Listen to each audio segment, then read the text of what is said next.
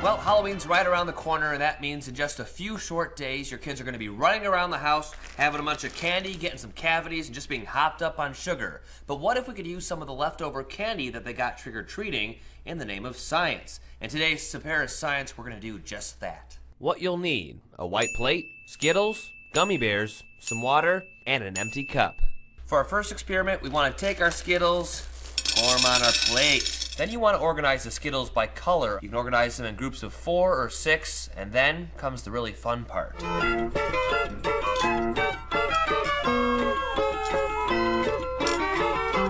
want to take a glass of water and slowly pour it on your plate.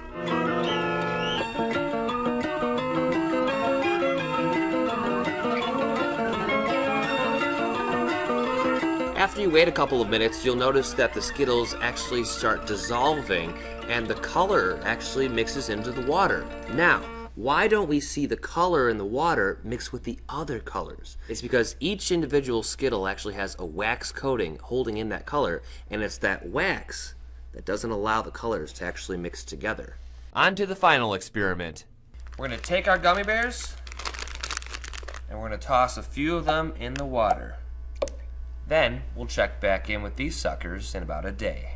2,000 years later. Well, actually, it's just been about a day, but that's fine. We'll check in on our gummies right now, see how big they've gotten. You'll take your spoon and you'll just fish them out. Wow, here's one of them. Look how disgustingly big that is. Looks like the head came off. The gummy bears started off at 3/4 of an inch in size. Then we put them in the water, and after waiting a day, they've grown up to double in size, now at 1.5 inches. It's all due to a process called osmosis. An area of high water molecules, comprised solely of water in this case, flows into an area of low water molecules, which ends up being the gummy bears. Given enough time, this will cause the low water molecule content to increase, which stretches out the gelatin, causing it to grow. And that'll do it for this week's Tsaparis Science.